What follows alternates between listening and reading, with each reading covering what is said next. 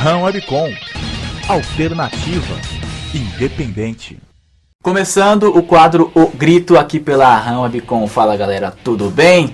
Sou o Alan Moura, estamos começando mais uma entrevista aqui pela nossa RAM Webcom, www.ramwebcom.com. Lembrando que todos os quadros e programas da RAM Webcom é transmitido direto do All Music Studio, aqui no Tatuapé, Rua Tijuco Preto, 1148, São Paulo, tá certo?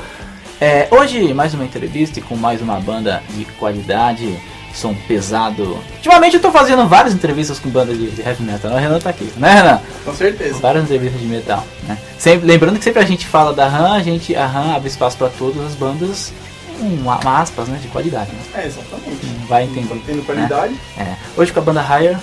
Tudo bem, galera? Tudo bem, beleza. Vieram de longe, obrigado. E nós agradecemos pelo convite. Pela presença, queria agradecer. E falar um pouco, né, da cena do metal, que quando a gente fala do metal no Brasil, né, sempre é um desafio, né? Como é que começou esse projeto? Vocês começaram em 95, né? Já não com a Higher, mas já com outro projeto. Queria vocês fazer essa linha do tempo pra gente. Como é que começou essa história aí?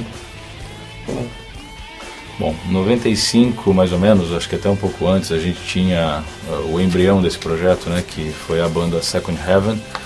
Essa banda, ela chegou a compor, a gente tocou pela região na época, éramos todos muito jovens, né, eu tinha acho que 14 anos na época, enfim, e a gente compôs algumas coisas e tal, mas a gente nunca registrou esse material. E a gente sempre teve amizade, mesmo depois do projeto, mantivemos um contato, mas não era tão intenso. Quando a gente se reencontrou numa ocasião, conversando, pintou a ideia de registrar esse material, registrar o material que havíamos produzido, né, composto naquele momento. E a ideia veio daí, e a gente simplesmente ficou muito feliz com os resultados que a gente obteve nesse registro. E a gente falou, poxa, pintou um projeto novo, porque a cara é nova. Só lembrando que era sem pretensão, não era a gravação de um disco. Era apenas registrar o que tinha antigo, composto, e a gente queria ter isso pra gente. Só que a gente foi gostando do que foi acontecendo. Exatamente, e aí a gente entendeu que já não era mais o Second Heaven, havia um projeto novo e ele precisava de ser batizado de novo, né? E aí toda a concepção do Higher veio a partir daí.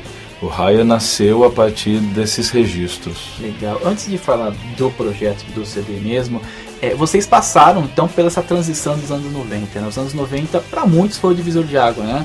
A mudança no cenário do metal, tanto na parte de bandas quanto no próprio jeito de ouvir, né? A tecnologia tem um papel fundamental. Sim. Como é que vocês passaram por isso, levando em consideração esses dois processos de gravação, né? Até hoje? Como é que vocês encaram essa mudança da cena no Brasil? Cara, eu acho que na verdade, eu trabalhei em loja de disco, vinil, eu vendia vinil, cara, pra você ter uma base. Aí fomos introduzindo o CD, imagina isso. Você sentiu na pele essa mudança, isso, né? Imagina o que é isso. Então assim, a gente vai sentindo claramente a forma de ouvir, a qualidade foi mudando demais, a sonoridade foi mudando muito, e com a facilidade no começo, para você poder estudar um instrumento, você tinha que ter um professor, você tinha que ter correr atrás de um material didático absurdo. Hoje você tem tudo pela internet, de uma maneira... E foi acontecendo isso gradualmente, mas... Então, toda essa mudança, o que a gente pode chegar, cara? Que virou algo muito legal. Nós temos músicos no Brasil hoje assustadoramente bons. Coisas impressionantes, molecada muito boa. E isso é um orgulho realmente, porque pra gente ver uma molecada sentando numa bateria, destruindo, um guitarrista moleque, moendo, sabe? Isso eu achei muito legal. Mas como você falou, no cenário do heavy metal, foi uma diferença assim, gritante o que a gente ouvia. Por exemplo, pra mim, o meu disco predileto do Halloween, por exemplo, que é uma banda que eu gosto muito, é o Walls of Jericho, que é extremamente mal gravado. Sabe aquela coisa, né? Com o que tinha na época. O que tinha na época, entendeu? Então, assim, um disco de 86, cara... Você tem que contextualizar, senão você sempre vai ter uma crítica. Exatamente. Então, é o meu disco predileto. O meu disco predileto do Iron Maiden é o Killers, pra você ter uma base, né? Então, eu gosto das coisas assim. E essa evolução, acho que é só pro bem. Eu acho que não teve nenhum tipo de malefício nisso. Foi tudo muito legal, tudo para evoluir o heavy metal, eu acredito. A facilidade com que você encontra a música hoje, você acessa a música hoje, ela é muito grande. Desculpa, heavy metal. O metal em si, né? Porque mudou todos os estilos. Sim. Mexeu com tudo que é metal, né? Então, não só o heavy. Eu me lembro de encomendar discos em loja e aguardar 1 mês e meio para receber em casa, porque o cara já estava fazendo uma pré-venda de um material que ele não tinha na loja ainda, e aí eu recebia pelo correio depois de 1 mês e meio, né? E o disco chegava, eu colocava para ouvir aquela coisa incrível, uau! Hoje eu sou avisado pelo Spotify quando uma banda que eu sigo lança um disco novo. Ainda hoje, comentando com ele no carro, vindo pra cá, eu falei, pô, você viu que o Ready for Tomorrow do Gamma Ray tá disponível a versão de aniversário, com um monte de bônus track e tal. Ou seja, eu fui avisado disso, eu não tive que me informar para depois ir atrás do disco. Não, o disco chegou e eu fui avisado que ele chegou e ele estava disponível no Spotify. Se você tem a conta Premium, você tem acesso a tudo que está ali, né? Inclusive o Raya tá no Spotify. Então mudou a forma de você procurar, de você pesquisar música, e acho que a consequência tem isso com o César, que o César falou. Você falou aqui, realmente, né, isso envolve todos os estilos, mas no metal, né, no heavy metal ainda mais, porque sempre teve uma dificuldade maior, né, de acesso, né? Sem dúvida, sem dúvida. Eu lembro claramente de, por exemplo, quando saiu, de novo usando o exemplo do... Não, vou até mudar, vou até pegar um outro, foi legal. Quando saiu Kings of Metal do Manowar, eu queria esse disco, eu peguei, quando eu comprei o Manowar, quando eu comprei o vinil na época, já tinha saído outro. Saído outro, mas tava perto, algo assim, sabe? Foi algo meio retardado, assim, só não chegava, não tinha, você pedia uma coisa, demorava 2 meses e meio para chegar, 3 meses, aí não chegou só 6, já vendeu logo, você não conseguia de novo, aí você sempre ficava na lista de espera. Você ia pegar o disco 1 ano depois que ele lançou, uma coisa, incrível quem viveu isso. Então, quando você pegava aquilo na mão, você ouvia o disco inteirinho de cabo a rabo com paciência. Hoje uma pessoa lança o disco, você ouve 30 segundos da primeira música, já está o disco inteiro para você pega onde você quiser, você baixa, você compra, qualquer coisa que seja. Mas você ouve 30 segundos, não sei se eu gosto, não sei, você não ouve mais o disco, você não vive mais a capa, a magia da capa desenhada. Cara, não dá pra explicar. Você sentar, pegar uma capa do Iron Maiden e viajar em todos os detalhes do Derek Riggs, né, o nome do desenhista. Tem história ali dentro. Tem tudo. E hoje em dia não, cara. Você não tem mais capa, você não tem mais o físico não existe mais. Você dá play, aí você tá no celular, você ouve com uma qualidade bem inferior.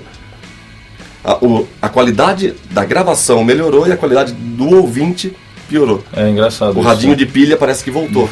Sabe esse tipo de coisa? Então Você tem um baita de um disco bem gravado para ouvir no celular, na academia ou no metrô. Porque as coisas não andam juntas, né? A qualidade de captação é uma coisa, outra coisa é o espaço que isso ocupa em armazenamento e a transferência de dados pela internet. Então são coisas ainda discrepantes, né? Então todo mundo ouve o MP3, o 128 ou no máximo 320, que é o máximo de qualidade, e ainda assim é bastante inferior ao Wave.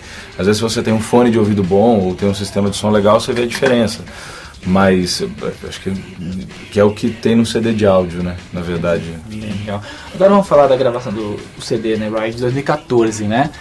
Vocês gravaram com o Thiago Bianchi, né? Sim. Como é que foi esse processo de gravação? Eu queria saber, por ser um cara influente, né? E é legal quando você grava com um cara que tem uma história e tem um nome. Esse processo de gravação teve alguma influência dele? No bom sentido mesmo, né? O que vocês absorveram, né? Durante esse processo. E falar um pouco do CD, desse trabalho que é um trabalho um conceitual, né? Sim. Pode falar. Tá. Toda a produção musical foi feita pela gente. Então o disco estava pronto e a gente, obviamente, nós fizemos isso por conta e a gente não tinha a aparência sonora que a gente queria ter no disco. Então a gente procuramos parceiros, né, com quem a gente pudesse extrair um resultado sonoro mais interessante, que tivesse mais coerência com o nível do trabalho que a gente estava projetando e tal. E foi nessa que entrou o Thiago. A gente fez inicialmente contato com o Fernando Quesada, ele gostou bastante do trabalho, se mostrou entusiasmado. A partir do contato com ele veio o Thiago Bianchi e a gente resolveu fazer no estúdio dele, no Fusão. E foi nessa que o disco ganhou essa claridade, esse peso, essa força. A pré-produção, como eu disse, estava pronta, a parte musical estava toda definida, né? Mas a gente refez algumas gravações em função da possibilidade de ter, através do estúdio dele, um resultado sonoro mais interessante. Bem melhor. E foi gratificante total. Conhecer os caras, são gente... Nossa, os caras, gente fina demais, a gente se encontra risada de fato. Na hora que encontra, na hora que vai embora. Vai embora com dor na bochecha de tanto rir. Os caras são gente finíssimas, manjam absurdamente de gravação, de música, de tudo mais, mas não optaram na parte musical do Raya. Em nada. Zero. Não teve nenhuma nem um pitaco dos dois. Eles gostaram do que a gente tinha já pré-produzido e só deram a cereja do bolo, mesmo, a qualidade mesmo de algum. Inclusive o Raya tem um disco idêntico gravado em outras condições, né? É muito a gente engraçado, tem, né, o mesmo disco gravado no home. E a ideia de fazer um disco conceitual? A gente não tinha mais como, cara, gravar um disco falando de dragões, castelos, bardos, né, lutas de espada. Não que a gente não goste, porque é o que eu adoro, eu cresci ouvindo isso. Mas acho que nós vivemos num país diferente, cara. O nosso contexto, nosso muito contexto diferente. é outro, cara. A gente tá vivendo coisas nas ruas hoje que juro que eu não achei que viveria. Esse medo constante, essa censura clara que a gente está vivendo hoje, pela internet, pela TV, esse emburrecimento em massa que o Brasil está sofrendo hoje. A gente não podia ficar quieto e montar um disco, vamos falar sobre os potes, sei lá, os potes de ouro no fim do arco-íris, que é um assunto interessante, mas mitológico, não é muito, nem sei se é mitologia isso, mas cultural, mas então não, a gente precisava falar a realidade, o que nós estamos vivendo, o que o mundo está passando, sabe? Então a gente decidiu fazer sim um disco conceitual do início ao fim, desde a concepção da capa, todas as letras, a sonoridade, o nome da banda. Tudo passou por isso, sabe? Não foi nada do que você ouvir ou ver do Raya é a esmo. Não, existe algo pensado atrás de cada coisa. César, você tocou num ponto interessante agora que eu queria chegar lá. A posição do músico e do artista hoje em referente a alguns assuntos polêmicos, né? A gente hoje vive vou dizer um caos, mas uma coisa muito estranha, né? Na questão, principalmente no mundo virtual, né? Sim. E eu queria saber de você, como você também, né, enxerga o papel do músico e do artista. Ele tem que se posicionar, como é que você vê isso? Porque antes era muito claro essa posição do artista e do músico, né? Hoje em dia parece que, não sei se é por receio ou não. Aí eu queria que vocês falassem isso. Eu não acredito em receio, de verdade. Eu acredito realmente na facilidade de ganhar coisas, sabe? Nós tivemos exemplos claros agora de um apresentador fazer entrevista com... Eu não vou nem falar nada para não dar pepino, porque você sabe como funciona, mas um entrevistador fez uma bela de uma entrevista com uma pessoa que está sendo odiada no país, todo mundo ficou super feliz e nós sabemos que o cara tem 3 leis Rouanet em vigor. Claro que ele vai lamber o pessoal, né? Para ele poder ganhar. Então é sempre assim, o que eu posso ganhar? Então eu não vou falar isso porque eu posso ganhar aquilo. Não, a posição do artista na década de 60, 70 no Brasil era totalmente política, era voltada para algo muito maior. Letras voltadas para deixar o país maior, para a grandeza do nosso país, o orgulho de ser brasileiro. E foi se perdendo. Claro que foi se perdendo. O rock dos anos 80, letras muito cabeças, pô, é impressionante. Eu, por ser o mais velho da banda, eu vivi toda essa época e tinha orgulho de ouvir as letras das músicas. Tinha as brincadeiras, claro que tinha os que eram mais com piada, o Traje a Rigor, por exemplo, que falava muita verdade, mas dedinho na ferida, mas com um certo grau de humor, ironia, claro. Mas tinha muita gente falando muita coisa séria, cara. Tínhamos vários poetas da música. Nós não temos mais. Isso está se acabando. Infelizmente, há um emburrecimento da população muito grande. Não estou falando da música, tá? Estou falando da população em todos os sentidos. Então eu acho que todo artista, nem questão do artista, nós que temos a chance de falar a alguém, você é um apresentador, você também tem. Sim. Entendeu? Não é só o artista. É qualquer coisa, você tem uma chance de falar com alguém, tenta passar algo legal, tenta fazer algo de verdade. Claro, não viver nesse... Pô, como é que eu posso dizer isso? Não é o caretismo, mas, bicho, tenta. Sabe aquele, um bom exemplo, uma boa ação? Criança é uma esponja, parceiro. O que você fala, ela capta e ela tá junto contigo. Pô, vamos trazer uma criança para perto, vamos trazer com ideias boas, porque, infelizmente, o que a nossa TV leva não é nada de bom. Então, eu acho que a posição não só do artista, mas de todo ser humano, que é o que o Raya trabalha desde o início da composição do disco. Mas existe um outro ponto importante aí também, que é o seguinte: a indústria fonográfica ela é bastante responsável por isso. Você tem um processo em que hoje a música ela é feita baseada no quanto ela pode ou não vender, e num outro momento ela estava totalmente pautada em outro critério, entende? Então você tem desde o tempo critério possível, da arte, simplesmente da arte. fazer arte. Exatamente. Desde o tempo que você podia captar um áudio, na época do vinil, que os caras gravavam em massa, aquela coisa toda, você tinha um tempo que podia gravar. Então, se você tinha uma peça mais longa do que aquilo, existem relatos, inclusive gravações, do cara acelerar uma peça de violão solo, por exemplo, porque o cara falando do outro lado, tá acabando a massa, e o cara tocando mais rápido para acabar a tempo. Sim. Então, veja o quanto a indústria fonográfica atuou e influenciou na produção musical. A mesma coisa se dá hoje, com esse excesso de tudo é muito comercial, né? Tudo é feito para as pessoas gostarem rapidamente e para ir embora rapidamente, porque não tem conteúdo para durar, né? Então você tem a música sendo feita, produzida e comercializada, basicamente com a intenção de agradar rapidamente, fazer um volume de dinheiro e virar. Próximo. É a famosa música de elevador. Ela toca, você tá numa balada batendo papo, a música tocou, acabou, você nem viu que ela tocou. Entendeu? Não que é boa, ruim. Fora isso, é gosto pessoal, eu respeito cada gosto de cada um, não há problema algum. Mas a música é feita para entreter. Ela é feita para tocar ali. Você sentar, entender, traduz a letra, entenda a letra, põe uma poesia, cara, onde ele quis chegar, debata a letra, é filosófico, não é? Sabe? Não precisa ser cabeça. Pode falar abobrinha. Mas, falem sobre a letra. As pessoas não sabem nem o que está cantando mais. As pessoas não têm mais ideia. Infelizmente. É triste isso, cara. Porque isso aí não é só na cultura ou música. É cinema. Quadros. Você conhece algum pintor? Você, pessoalmente. Pessoalmente. Conheço suburbanos, né? Mas então, exatamente, é esse o esquema. Onde estão os artistas, cara? Os pintores, atores, é difícil esses caras encontrar existem. Agora, essas produções existem. A questão é que você não tem visibilidade para elas. Você não consegue entendeu? chegar. Você tem compositores brasileiros hoje que são excepcionais, pessoas incríveis produzindo música e fazendo música com cunho artístico. Mas você não tem esses caras aparecendo na TV. Você não tem esses caras aparecendo na Globo no horário X, Y, Z, entendeu? Você não vai ter isso. Agora, César e Gustavo, é legal esse debate. E eu queria trazer para a música, né? De novo, nós estamos falando, até falando antes de começar o programa, existe é uma polêmica, né, dentro da música, principalmente no heavy metal que a gente está aqui, né? Referente às bandas covers, né? Muitos músicos hoje, bandas autorais, criticam pela falta de espaço que há, né, nas casas, até pelos promotores de show, de abrir espaços para as bandas próprias e ao invés disso abre espaço para as bandas covers. Como é que você enxerga essa relação e como vocês lidam com isso, né? É aquela coisa, a parte empresarial, eu acho que o dono do bar tá correto. Ele tem que vender cerveja, ele tem que pôr pessoas lá dentro, então se ele trouxer um AC/DC cover, vai encher. Eu gosto desse AC/DC. O que eu vou fazer sábado? Vou ver AC/DC cover. Sei lá. Então, parte comercial, claro que é legal. Agora, faz um dia da semana, som autoral. Porque você faz o público que quer ouvir isso ir até sua casa num dia diferente. Claro que dá. Sempre tem jeito, cara. Ganhe seu dinheiro sexta e sábado.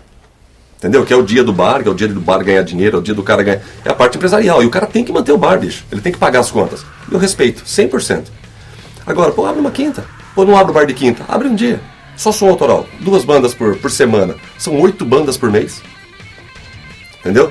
O público que procura som novo, quer ver show diferente, vai. Porque, tem um bar que põe 2 bandas diferentes por quinta-feira. É visão, cara, é só procurar, cabe todo mundo. Cabe, é muito bar, Brasil é enorme, parceiro, dá pra todo mundo fazer show. Entendeu? Só não pode acontecer, o que é isso? Cara, põe quinta AC/DC cover, sexta Manowar cover, sábado Motley Crue cover, domingo Minha Mãe cover, aí não tem jeito, cara. Aí não tem espaço para quem quer som próprio, não tem espaço para as bandas. E aí o que acontece? Músicos que vivem do som próprio, cara, vamos montar uma banda cover para a gente poder tocar e manter a nossa original. Entendeu? Eu tenho visto bandas autorais que tem já, 3, 4 discos com projetos paralelos cover, né? Enfim, isso é uma pena. Eu acho que o que o fã de metal tem que entender, e eu acho que o fã de metal ele é inteligente, e eu acho que isso é questão de tempo para que as pessoas observem isso. O que ele tem que entender é o seguinte: o meio jamais, a cena do metal jamais vai sobreviver com bandas cover. Não tem como você fazer o cenário do metal sobreviver com bandas cover, senão vira um museu. Vai chegar uma hora que aquele disco do Iron Maiden vai fazer 30 anos e você vai ter, 60. E aí acabou. Acabou, perderam a chance de levar o bastão à frente. E isso só acontece com som autoral. Assim como Iron Maiden pintou, não foi a primeira banda de rock, de metal do mundo. Entendem? Então isso já existia. Quando você segue adiante, você está dando vida nova ao gênero e o gênero prossegue. Se você se mantiver apoiando exclusivamente shows de bandas grandes e exclusivamente em bares menores shows de banda cover, você tá condenando o gênero. Isso é inevitável. A cena encerra aí. Há quantos anos você escuta falar que as bandas de metal do Brasil é Angra e Sepultura? Há quantos anos? Já vou retornar você com uma pergunta, César. Você não acha, por exemplo, que isso é um pouco do medo do novo? Porque eu digo isso porque eu sempre uso esse exemplo. Metallica, eu não sei se foi no Rock in Rio, foi a última vez que eles tocaram em São Paulo. Eles abriram a oportunidade para o público escolher o setlist. Não sei se você se lembra desse caso. Sim. E o setlist que foi escolhido foi qual? O mesmo que eles tocam há 70 anos. Você não acha que é um pouco o medo mesmo de conhecer algo novo? Eu não acredito no medo, eu acredito realmente na cultura que a gente está sendo obrigado a digerir aqui. Entendeu? Se abriu pro Brasil, o Brasil colocou um repertório que os caras tocam há 170 anos, cara. É a culpa dos bares que colocam essas bandas tributos, é sempre isso. E detalhe, às vezes os caras só conhecem isso. Entendeu? Outro ponto. Porque que nem como eu falei pra você, só pra voltar naquela outra parte pra chegar nisso. Há quantos anos é Angra e Sepultura? Bandas maravilhosas, que, porra, desbravadores, cara, que saíram com facão abrindo caminho pra 1 milhão de bandas. Quantas foram atrás? Cara, muito poucos, muito poucas. E assim, os caras foram de cara e coragem, pô, os caras são exemplo pra mim, adoro as duas bandas, cara. Mas, brother, de boa, não tá dando sequência, o Gustavo falou, vai chegar uma hora. E aí? Acabou? Não pode ser. Sobre a coisa do novo, não acredito mesmo no medo, não. Eu acredito mesmo naquelas pessoas, você gosta de Iron Maiden? Gosto, Wasting Love. Eu gosto de Metallica, Enter Sandman, sabe, pô, bicho.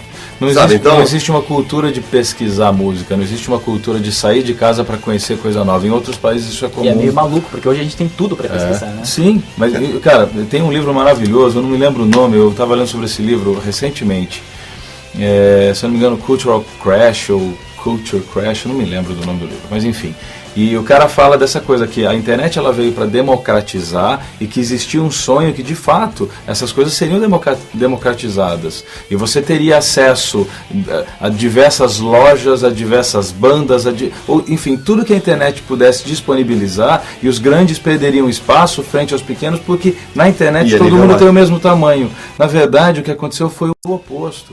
E os caras estavam colocando algumas ideias, alguns posicionamentos, que eles, na verdade, hoje eles são mais radicais e mais clássicos do que antes. Baseado em quê? Ao passo que as pessoas podem visitar a internet, as pessoas podem acessar essas informações, elas vão fazer isso através de alguns canais e a manipulação ficou mais fácil. Então é engraçado isso, você fala, pô, democratizou? Não democratizou, cara. Na verdade, existe uma ferramenta a mais para manipulação. Né? Existe o gado ali, quando o gado continua. Entendeu? E ele continua vendo a internet ali, pá, chapado, né? Fuçando no celular, o que quer que seja, mas o ponto não existe uma cultura de pesquisar, de estudar, de desenvolver opinião a partir de informação. Existe a necessidade de desenvolver opinião por qualquer coisa, porque todo mundo é emotivo, todo mundo reage emocionalmente, né? Mas fazer isso com algum critério é outra história, muda muito. Todo mundo tem uma opinião sobre qualquer coisa. Sim, essa é a grande questão. Tô aqui com o CD dos caras aqui, ó. Os caras trouxeram algum, a gente vai sortear, né, na programação da... O Renan tá aqui só de fundo, vai sortear pra galera. Galera, eu queria que vocês falassem, já falou do CD, agora da projeção da banda, como é que vocês visam lá fora, fazer turnê, como é que vocês estão encarando essa nova fase aí com esse novo trabalho? Nós temos uma assessoria de imprensa chamada Som do Dharma. Sim, né? Um abração para a Suzy, né? Sim, que fez essa ponte. Queridaços, amigaços nossos. E eles estão mexendo os pauzinhos para que algo aconteça a partir do ano que vem nesse sentido internacional da carreira, né? Não é uma coisa fácil, é bem difícil. Claro, né? Não preciso nem falar isso para você. Mas vai rolar. Tem coisa acontecendo, mas até pra gente não pular etapas, a gente, se possível, a gente puder falar, já tá um clipe no forno, um novo clipe nosso tá saindo. Então a gente não pode parar. É sempre algo novo, ir atrás e tentar eu e o Gustavão nós já estamos na parte de composição do novo disco, para tentar sair algo o mais rápido possível já. Então a gente está tudo, mas pensando no exterior com certeza, que é o lugar onde a gente conseguiria sobreviver do Higher, entendeu? E aí, mas é isso. Então, aos poucos, sem tentar queimar etapas nenhuma, largada nenhuma, na boa, muito devagar, trabalho de formiguinha, porque é difícil mesmo. Aqui no Brasil é impressionante. Eu não sabia que era tão difícil assim. Mas as intenções e a energia nossa para trabalhar pela banda, isso é algo inesgotável, assim. A gente está experimentando isso porque a gente observa a partir da experiência, né, com o trabalho e tal, os obstáculos, coisas que inclusive a gente desconhecia do meio e tal, mas de forma alguma a gente se sente abalado, intimidado com isso. É uma coisa de bater para derrubar. Sabe aquela coisa? Você fica, não quer? Então você vai ver. No que depender da gente, a gente vai até o limite. César, Gustavo, queria agradecer muito, né, a participação de vocês, e é legal quando você tem pessoas que expõem, né, ideias, debater, porque esse espaço que a gente abre é mais do que falar com a banda, porque, claro, divulgar o trabalho de vocês, mas isso o internauta ele vai acessar, ele vai ver tudo no site. É legal saber a cabeça de vocês, o que vocês pensam em relação à música. Eu acho que isso que falta, né? Trocar ideias. Eu queria agradecer muito, né, a participação de vocês. A gente agradece, As portas estão sempre abertas, qualquer novidade, qualquer lançamento, qualquer ideia, qualquer crítica, pode mandar pra gente que a gente tá com as portas abertas, tá certo? Legal. Valeu, galera. www.ramwebcom.com, nossos canais no YouTube, Instagram, Twitter, enfim, acompanha a gente. Valeu! RAM Webcom, alternativa, independente.